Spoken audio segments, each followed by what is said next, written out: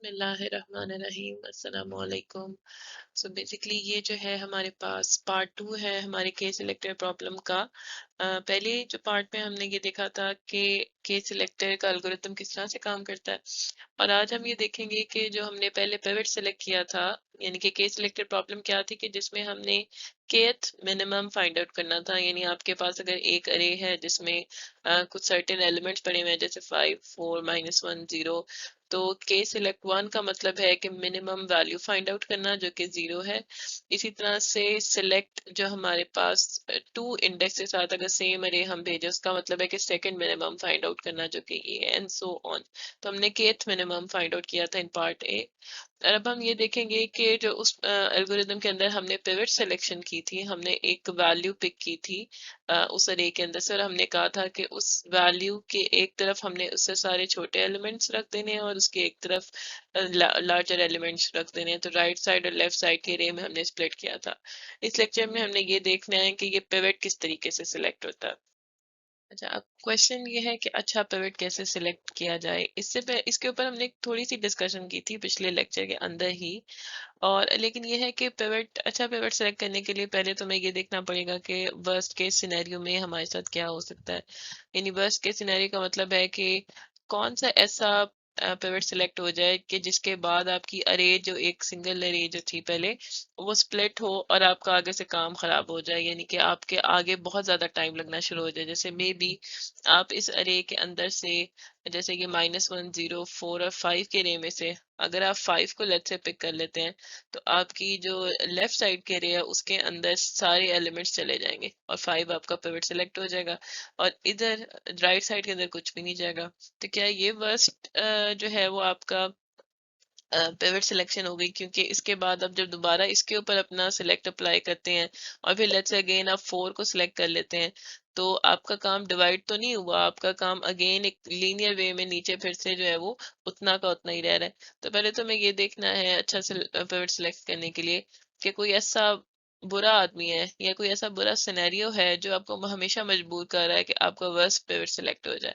ठीक है, तो अगर हम वर्स्ट केस की तैयारी कर लेते हैं तो फिर इसका मतलब है कि हमारा एल्गोरिदम वैसे ही इंशाल्लाह सही चलना शुरू हो जाता है। तो हम ये चीज देखेंगे, फिर हम एक क्लेवर एल्गोरिदम निकालेंगे कि किस तरह से हम इसको अच्छा पिवट निकालने की तरफ लेके जा सकते हैं, और फिर हम उसकी टाइम कॉम्प्लेक्सिटी देखेंगे वाया सब्स्टिट्यूशन मेथड। अच्छा, अब आइडियल पिवट क्या होगा। हमने यही कहा था कि आइडियल पिवट उस चीज का नाम है जो कि आप अपनी इस अरे के अंदर से ले लें और आपकी अरे तकरीबन इवनली एक तरफ और दूसरी तरफ लेफ्ट और राइट बोथ साइड्स के ऊपर तकरीबन इवनली जो है वो डिवाइड हो जाए।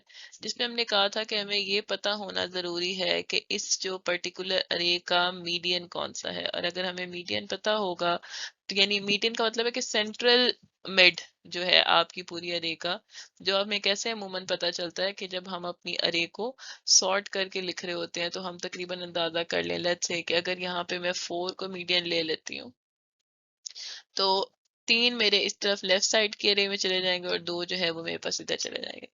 तो हमारा आइडियल केस तो वो है कि हमारी इवनली डिस्ट्रीब्यूशन हो जाए बोथ साइड्स पे, ताकि हमारा काम जो है वो प्रॉपरली डिवाइड हो जाएगा, शॉर्ट हो जाए। क्योंकि अगर हमने इस अरे के अंदर पे सिलेक्ट दोबारा अप्लाई करना है तो अगर ये उतनी ही बड़ी होगी तो हमें हमें इसको लेफ्ट और राइट में डिवाइड करने का फायदा नहीं है। लेकिन अगर तकरीबन डिवाइडेड होंगी तो आधा काम जो है वो इधर, अगर हम इस तरफ जा रहे हैं के की वैल्यू को हम सिलेक्ट करते थे, कंपेयर कर रहे होते थे कि हमने किस ब्रांच के ऊपर जाके अपनी फर्दर सर्चिंग करनी है। तो अगर हम इस ब्रांच में सर्चिंग के लिए जा रहे हैं तो फिर ये ब्रांच के एलिमेंट्स खुद ब खुद उस लिस्ट में शामिल नहीं होंगी, तो ये लिस्ट छोटी रहेगी। तो अब ये बात तो हमें पता चल गई कि हमें ऐसा पिवट सेलेक्ट करना चाहिए कि उसको हाफ में अरे को तकरीबन वो डिवाइड करे। जो हमें पता है कि हमें मीडियन सेलेक्ट करना है, जिसका मतलब है कि मीडियन सेलेक्ट करने का तरीका क्या है कि सिलेक्ट के एल्गोरिदम की कॉल को अगर हम n/2 के साथ एग्जीक्यूट करें तो आपको मीडियन ले आता है। क्योंकि n/2 का मतलब ये है कि अरे का दरमियाना जो छोटा एलिमेंट है वो लेके, और दरमियाना छोटा एलिमेंट हमें पता है कि वो मीडियन ही बनेगा, क्योंकि -1 इज द स्मॉलेस्ट एलिमेंट। और उसकी फुल लेंथ के ऊपर अगर हम सिलेक्ट अप्लाई करें, select on select on A with k equal to n, तो ये हमें 6 रिटर्न करेगा जो कि मैक्सिमम वैल्यू है अरे की। तो जो n/2 पे जब आप ये कॉल भेजेंगे तो n/2 का मतलब है कि ये आपको तकरीबन मीडियन जो है वो प्रोवाइड कर रहा होगा। लेकिन मसला क्या है? मसला ये है कि मीडियन जो है वो आप इतनी आराम से नहीं निकाल सकते, क्योंकि अरे के अंदर डुप्लीकेट्स भी हो सकते हैं। और आप किस तरह से अंदाजा लगाएंगे कि आपको वो जो सेंट्रल प्लेस है वो कौन से मिल रही है? और अगर 10 2 आ गए हैं तो आपको किस तरफ रहना है, या मीडियन फाइंड आउट कैसे करना है? तो हम क्या करेंगे कि हम बजाय इसके कि हम एग्जैक्ट बात कर रहे हो, हम अप्रोक्सीमेशन की बात कर रहे होंगे। और अप्रोक्सीमेशन का मतलब ये है कि हम ये अज्यूम करें या कोशिश करें कि ऐसा पिवट मिल जाए तो तकरीबन उसको आधे में डिवाइड करके कर दे, क्योंकि ना कि एग्जैक्टली हाफ में करे, क्योंकि वो पॉसिबल नहीं है, क्योंकि आपके पास इनपुट्स की बड़ी वैरायटी जो है वो आ रही होती है। ये काम किसी रेंज में रख लेना हमारे लिए ज्यादा आसान है बनिस्बत इसके कि हम एग्जैक्टली ये काम करें। अच्छा, अब हम कहते हैं कि जो गुड एनफ पिवट है उसके लिए कुछ शराइत रख देते हैं। हम कहते हैं कि जब वो डिवाइड करेगा अपने जो मेन प्रॉब्लम को दो सब प्रॉब्लम्स के अंदर, तो उसमें जो लेफ्ट और राइट साइड पे बनने वाली जो लिस्ट हैं, अगर तो उनका जो साइज है वो इस रेंज यानी 30 और 70% के बीच में है तो इट इज एक्सेप्टेबल। और 50% अगर दोनों हो जाते हैं तो वो तो एक आइडियल केस है ना, लेकिन ये पॉसिबिलिटी नहीं है। तो हम उसको एक रेंज डिफाइन कर रहे हैं कि 30% और 70% जो अरे का साइज है उसके बीच में अगर दोनों की लेंथ्स हैं तो परफेक्टली फाइन। अब ये हमारी जो अजम्पशन है ये सही है कि नहीं? सही होने का मतलब ये है कि हमें ये चीज चेक करनी है कि हमारा गोल ये था कि पहले हमने उसको log n की शक्ल में इसी सेम प्रॉब्लम को सॉल्व कर लिया हुआ है। तो क्या ये problem big O of n की फॉर्म में भी सॉल्व हो सकती है कि नहीं हो सकती? तो ये अजम्पशन क्या इस चीज को वैलिडेट कर रही है कि नहीं कर रही? ये देखने के लिए फिर हम मास्टर थ्योरम लगाएं या सब्स्टिट्यूशन मेथड का इस्तेमाल करें। तो इस्तेमाल तो कर ले, लेकिन उसके लिए पहले हमें रेफरेंस इक्वेशन चाहिए कि इस तरह से पिवट सिलेक्शन करने के बाद अगर ऐसी रेस बनती हैं तो जो डिवीजन ऑफ टास्क है वो क्या हमें बिग ऑफ एन की शक्ल में काम दे रही है कि नहीं दे रही। तो मास्टर थ्योरम हमारे पास आ गया। और हमारी रेफरेंस क्या बनेगी? तो रेफरेंस आप ये देखें कि हमें पता है कि हम जब सिलेक्ट को टॉप से ट्राई करते हैं, शुरू करते हैं, तो उसके बाद जब वो काम एक तरफ और दूसरी तरफ डिवाइड हो जाता है तो सिर्फ इनमें से एक हिस्से के ऊपर सिलेक्ट अप्लाई होती है, दोनों के ऊपर सिलेक्ट अप्लाई नहीं हो रहा होता। तो आपकी रेफरेंस में एक कॉल तो ये हो गई, ठीक है। अब ये इनमें दोनों में से कौन सी सिलेक्ट करनी है? जाहिर है आप बड़ी वाली सिलेक्ट करेंगे, क्योंकि छोटी बड़ी वाली का जो टाइम होगा वो मैक्सिमम टाइम आएगा। छोटी वाली अगर T1 में जा रही है और ये T2 में जा रही है तो T2 T1 से बड़ा होगा, तो जो T2 है एक्चुअली में वही आपकी ओवरऑल रेफरेंस का टाइम भी कहलाएगा। तो हम अगर इसको इस शक्ल में लिख लें और हम अपना गैस कर लें, क्योंकि हम बिग ऑफ एन की शक्ल में करना चाहते थे तो हम इसको बिग ऑफ एन ही फिलहाल अज्यूम करके सॉल्व करें। ए और बी और डी की वैल्यूज निकालें और फिर केस देखें कि कौन से केस में लाई करते हैं। तो ए हमारे पास 1 है और B raise to the power D जो है वो हमारे पास 10/7 रेज टू द पावर 1 है, जो कि सिंपली जो है वो 1.4 तकरीबन बन जाएगा। तो since a is less than b raised to the power d, तो केस 2 अप्लाई होता है, which is n raised to the power d। इस रेफरेंस का टाइम होगा जो कि बन जाएगा बिग O ऑफ n। तो इसका मतलब है कि अभी तक जो हमने अपनी एजम्पशन की है वो हमने सही किया है कि पिवट की सिलेक्शन अगर इस तरह से प्रॉब्लम को डिवाइड करे तो बिग O ऑफ n तक हम पहुंच सकते हैं टाइम में। अच्छा, अब वही चीज उसको थोड़ा सा एक्सप्रेसिवली देख लेते हैं। आपने पास्ट एग्जांपल में 3 1 4 2 6 9 8 की अरे के अंदर पिवट अगर 6 को सिलेक्ट कर दिया और इस तरफ 4 एलिमेंट्स भेज दिया और इस तरफ 2, तो इसका मतलब ये है कि लेंथ ऑफ एल इज 4 और it should lie in the range between 3n/10 and 7n/10। तो 4 को 3n/10 की जो वैल्यू है विच इज 2.1 और 7n/10 की जो वैल्यू है विच इज 4.9, इन दोनों के बीच में जो है वो रहना चाहिए। तो ये बिल्कुल सही हो गया। इसी तरह से लेंथ ऑफ जो आर है आपकी वो इस टाइम पे 2 है, दो एलिमेंट्स हैं, तो इस साइड पे और इस साइड पे 2.1 और 4.9 इसको इसके बीच में रहना चाहिए। तो ये भी बिल्कुल सही बात हो गई। इसका मतलब है कि हमने अपना जो पिवट है 6 वो बिल्कुल सही जो है वो पिक किया था। अच्छा, अब एक और डिवाइड एंड कनकर की अप्रोच जो है ना वो हम देखते हैं कि वो बात तो हो गई कि हम उसकी लेंथ के हिसाब से देख लें, लेकिन इसको रिकर्सिवली हम किस तरह से सॉल्व कर सकते हैं, यानी कि उसका मीडियन कैसे निकाल सकते हैं, वो काम हमने अभी तक नहीं किया। हमने सिर्फ रेंज डिफाइन कर लिया कि पिवट को ऐसा होना चाहिए, लेकिन ऐसा होने के लिए उसको फाइंड आउट कैसे करना है ये हमने अभी नहीं देखा। तो हम क्या करेंगे कि हम अपनी प्रॉब्लम को एक बड़े जो ए सेट के अंदर से फाइंड आउट करने के बजाय मीडियन, हम अपनी प्रॉब्लम को छोटा कर देंगे और हम अपना जो मीडियन है वो बी के अंदर से फाइंड आउट करने की कोशिश करेंगे, ठीक है। और बी ए के साइज से कम होगा, ठीक है, but we can divide and conquer and solve select B m/2, यानी कि हम बी में से मीडियन फाइंड कर रहे हैं for smaller values of m। यानी अब n चूंकि यहाँ पे लेट्स से अगर 50 था, तो यहाँ m जो है वो n से छोटा होगा क्योंकि अरे हमने छोटी पिक कर लिया, और लेंथ ऑफ b जो है वो m के बराबर होगा, जैसे कि लेंथ ऑफ n के बराबर था।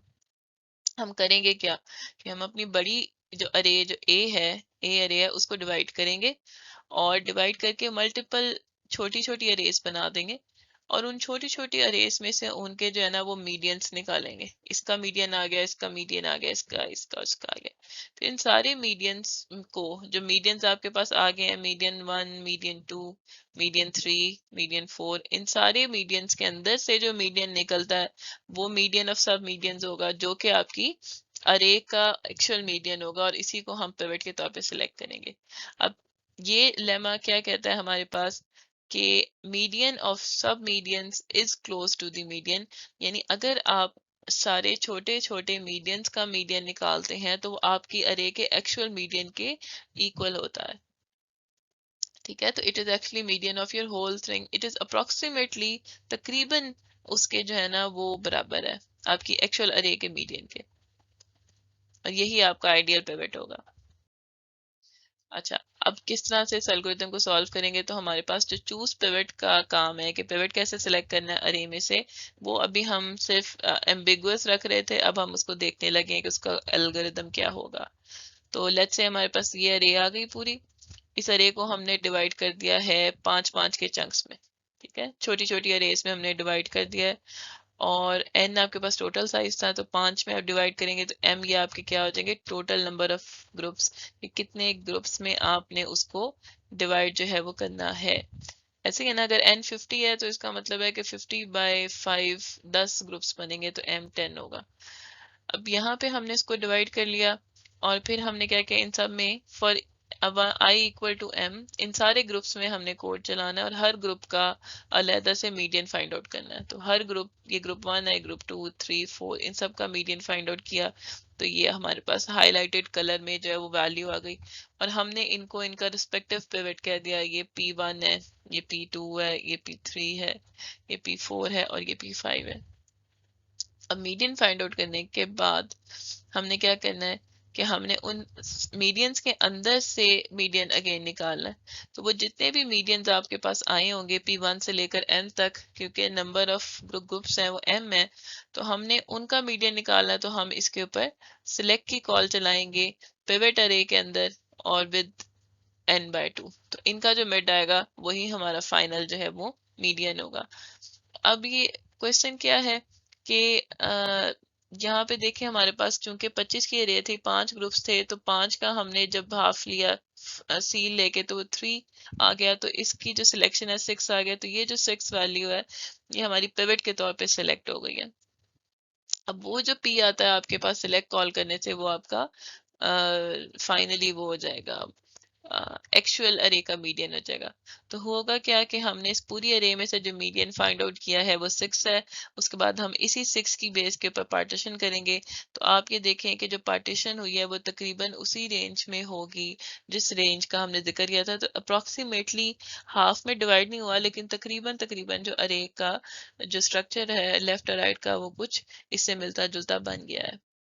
अच्छा, अब टाइम कितना लग रहा है इस प्रॉब्लम को पिवट सिलेक्शन के ऊपर। तो पिवट सिलेक्शन आपको पता है कि हम पहले ग्रुप्स के अंदर से मीडियन फाइंड आउट कर रहे हैं, तो 5 की लेंथ के अंदर से मीडियन फाइंड आउट करना कोई इतना बड़ा काम नहीं है, तो वो तो बिग ऑफ 1 हम कहते हैं कि ये है, 5 में से हमने फाइंड आउट किया, यानी इससे यूनिट लग रहा है, यूनिट टाइम लग रहा है, मैक्सिमम 5 यूनिट्स लग रहे होंगे अगर वर्स्ट केस के अंदर है।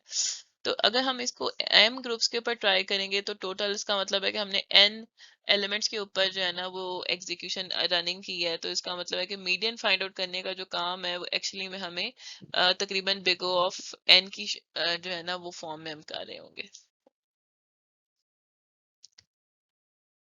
अच्छा, अब हमने क्लेम ये करना है, ये किया है कि ये चलता है और एरे को तकरीबन हाफ में डिवाइड कर लेता है। आपको जो लैब की एक्सरसाइज दी गई हैं, आप उसमें देख के ड्राइंग वगैरह भी चेक कर सकते हैं कि जो फैंसी पिवट की सिलेक्शन है और ऐसा पिवट जो रैंडमली सिलेक्ट हुआ है। रैंडमली का मतलब ये है कि आपने अरे के जो एलिमेंट्स हैं उसमें से किसी को भी उठा के जो है ना वो कभी भी पिवट रखती है। तो एक तो रैंडम पिवट है, तो जब रैंडम पिवट सिलेक्शन होगी तो आप देखेंगे कि अगर 101 एलिमेंट्स की अरे है, तो इसको अगर आप बार बार एग्जीक्यूट करके चेक करते जाएं तो वो रैंडमली कभी अरे के किसी एलिमेंट को कभी इस किसी एलिमेंट को जो है ना वो पिवट सेलेक्ट करता जाएगा। ये फ्रीक्वेंसी है कि कितनी दफा उसने किस इंडेक्स को जो है वो सिलेक्ट किया है एज पिवट। जबकि आप अगर हमारा फैंसी पिवट का वर्जन अगर ट्राई करेंगे तो उसमें आप देखेंगे कि वो हमेशा क्या हो रहा है, वो इसी रेंज के अंदर लाई हो रहा है, लाई कर रहा है, यानी इन्हीं एलिमेंट्स को जो ब्लू कलर के अंदर है उन्हीं इंडेक्सेस को एज पिवट जो है वो सिलेक्ट करता है, क्योंकि वो सेंट्रली रहने की कोशिश करता है, क्योंकि हम मीडियन फाइंड आउट कर रहे होते हैं। मीडियन फाइंड आउट करके पिवट की सिलेक्शन कर रहे होते हैं और अरे को एग्जैक्टली हाफ में हम डिवाइड नहीं कर रहे होते। अच्छा, अब एक और हमारे पास जो है वो लेमा है। वो लेमा कब प्रूव होगा, वो इस लेक्चर के एंड में प्रूव होगा।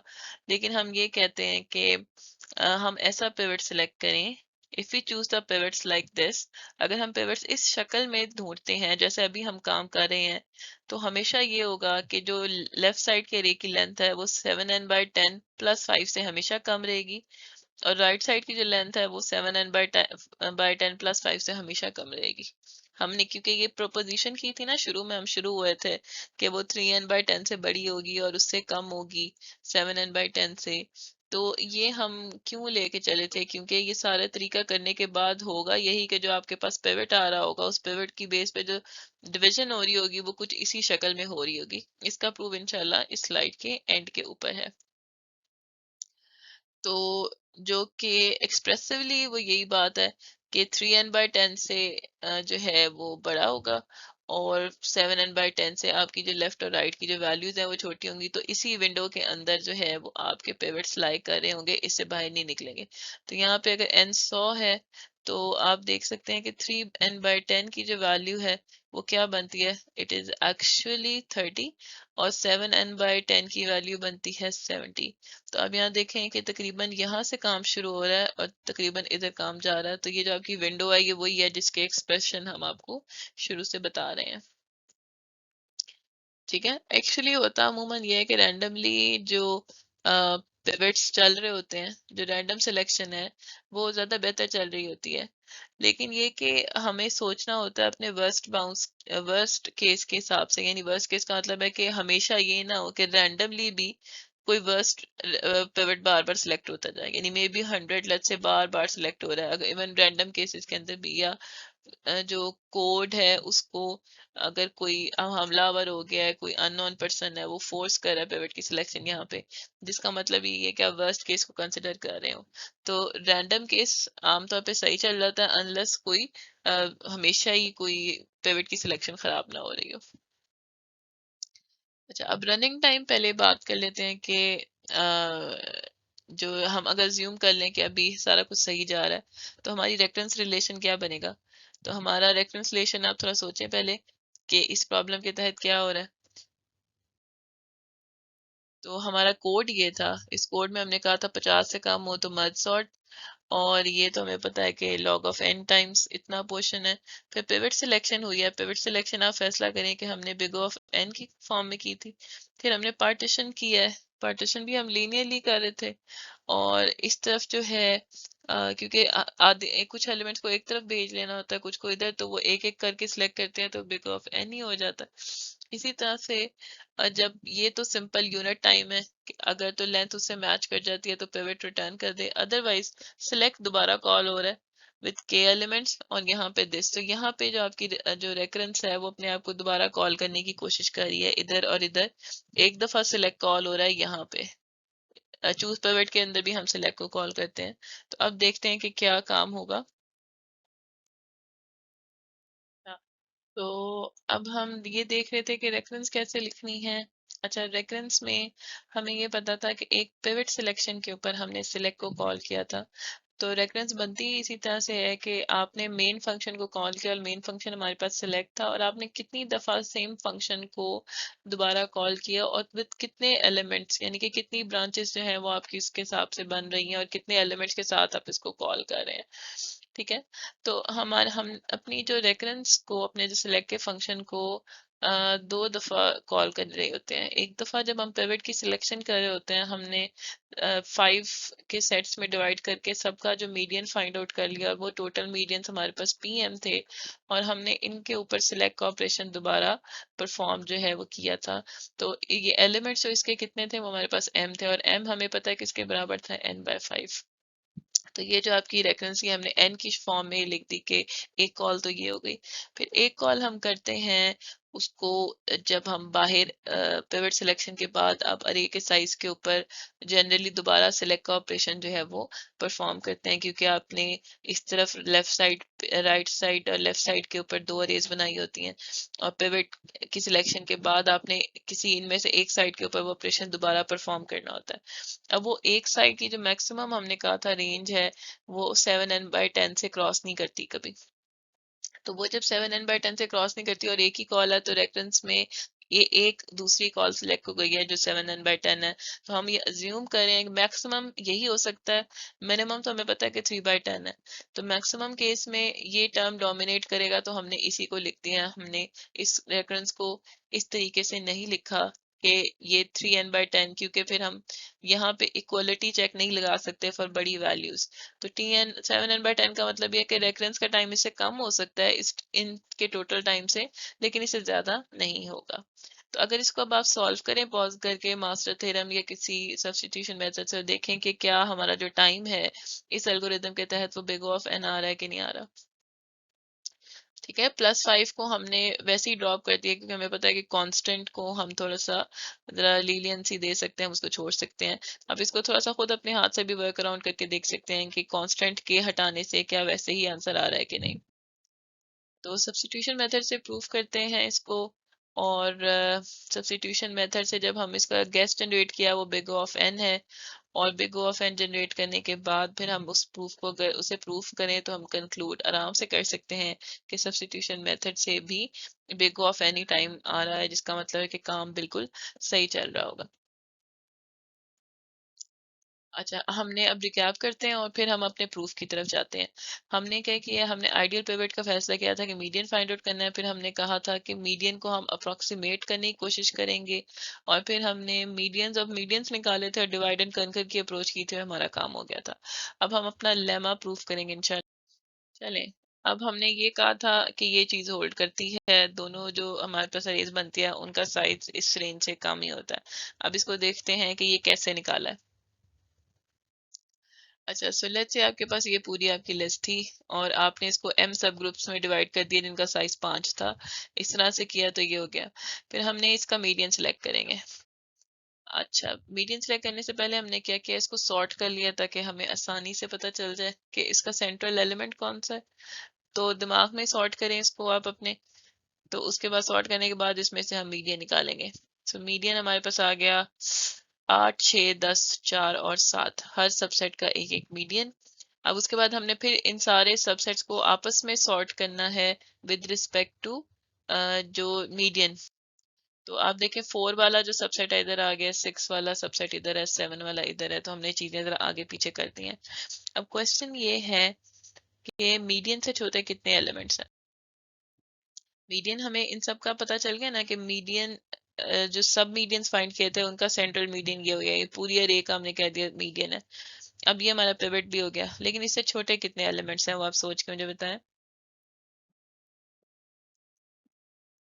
सो हमें पता है कि जो छोटे एलिमेंट्स बने हुए हैं 2, 3, 4, 5, 6, 1, 3, 2, 7, 7 से इस मीडियन से ऊपर, और लेफ्ट और राइट साइड के ऊपर दोनों एलिमेंट्स जो सारे जा रहे हैं वो सारे छोटे हैं। लेकिन अब हम कंफर्म क्या बात कर सकते हैं कि एटलीस्ट अभी जो करंट सिचुएशन में तो आपको नजर आ रहा है कि 7 से छोटे इस तरफ भी हैं उस तरफ भी हैं, लेकिन जो कंफर्म बात हमने करनी है, मैक्सिमम तो हमें पता है कि वो यहाँ भी आ सकता है, इधर भी कोई आ सकता है 7 से छोटी चीज।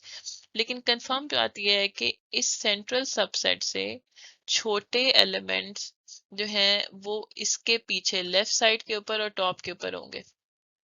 ये मैं क्यों कह रही हूँ, क्योंकि हो सकता है कि इधर जो है वो ये लिखा हुआ होता 7 8 और 7 7। अब बताएं कि क्या अब हम ये कह सकते हैं कि 7 से जो छोटे एलिमेंट्स हैं वो इस तरफ पड़े हुए हैं कि नहीं पड़े हुए। तो हमें जो कंफर्म बात है ना, वो कंफर्म ये है कि एटलीस्ट जो इस मीडियन से पीछे के एलिमेंट्स है वो सारे छोटे होंगे, लेकिन इससे आगे के एलिमेंट्स की हम कोई गारंटी नहीं दे सकते कि सबसेट क्योंकि सॉर्ट हुआ अगर 7 के बाद जो बड़े मीडियंस है वो इस तरफ लाई करें। इसका मतलब है कि इस साइड के ऊपर बड़ी वैल्यूज भी हो सकती हैं। तो हम इसलिए हमने ये कह दिया। अब इसको हम थोड़ा सा फॉर्मुलाइज करके लिख लेते हैं। तो ये जो 6 एलिमेंट्स अगर मैं बात करूं तो ये तकरीबन कितने होंगे। सो ये तकरीबन बन रहे होंगे एम, आपके पास आपके सेट्स थे, टोटल एम सेट्स हैं, और क्योंकि ये सेंट्रल मीडियन है तो ये तकरीबन एम बाई टू सेट के ऊपर लाई कर रहा होगा। सेट नंबर 1 2 सो ऑन, और ये सेट नंबर तकरीबन आधा है, और ये सो ऑन ये तकरीबन एम है। अब n/2 सेट्स की रेंज में से हम एक कम कर दें, अगर जीरो की बात करें, इसको आप इंक्लूड नहीं करना चाह रहे, तो इससे पीछे 5 एलिमेंट्स होते हैं, और 5 एलिमेंट्स के आधे एलिमेंट्स के ऊपर ऊपर वाला पोर्शन जो है वो 7 से छोटा होता है। जिसका मतलब ये है कि ये 5 एलिमेंट्स के रे में से ये 3 एलिमेंट्स बनते हैं जो 7 से पिछले सबसेट्स के अंदर जो है वो इससे छोटे होंगे, क्योंकि इससे नीचे वाले इससे बड़े हैं। तो हमने क्या कर दिया कि जो m/2 सबसेट्स हैं उसको हमने 3 से मल्टीप्लाई कर दिया। तो हमने कहा कि इतने एलिमेंट्स जो है ना वो मस्ट छोटे होंगे। तो फॉर्मूला आपका कुछ ये बन गया इस शक्ल में। तो अब इस शक्ल में जब बन गया तो अब हम आगे एक दफा और जाके देखते हैं। अच्छा, यहाँ पे एक चीज जो मैं आपको बता दूं कि हमने ये m/2 ग्रुप्स यहाँ पे तो कर दिए थे, और हमने कहा था कि इस ग्रुप को निकाल के, क्योंकि ये मीडियन वाला ग्रुप है, इस ग्रुप को निकाल के टोटल जो ग्रुप्स बनते हैं वहाँ बस 3 मल्टीप्लाई m/2 -1 है।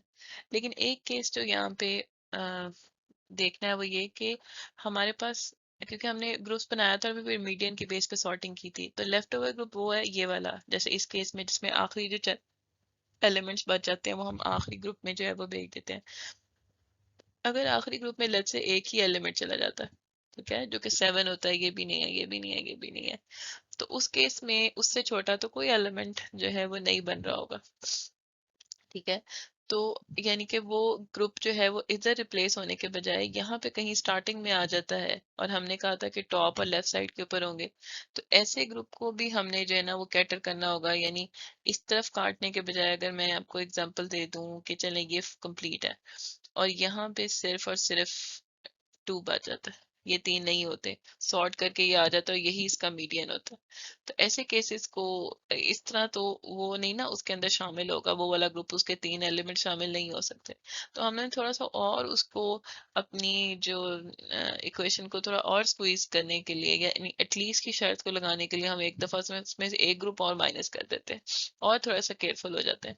लेकिन इसको 2 को माइनस करने से या सिर्फ 1 को माइनस करने की उसकी असल एसेंस खत्म नहीं हो जाती, कि आप जो ये देखने की कोशिश करेंगे कि total number of smallest element at least या लीस्ट स्मॉलेस्ट एलिमेंट्स जो है वो कौन से हो सकते हैं, कि उससे ज्यादा तो एग्जिस्ट कर सकते हैं बिल्कुल, लेकिन उससे कम कभी नहीं होंगे।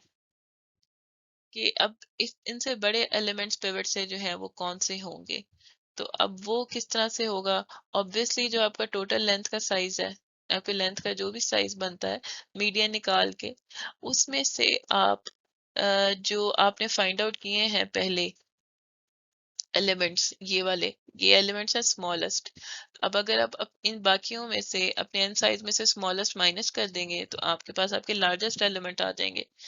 तो अब आप इसको अगर सॉल्व करें इस इक्वेशन को, अगर मैं आपको कर भी दूं और आप खुद करें तो बेहतर है, तो ये तकरीबन बच जाएगा 3m/2 और +6, और m/2 को आपने रिप्लेस किससे करना है, m किसके बराबर था, n को 5 से डिवाइड करने के बाद।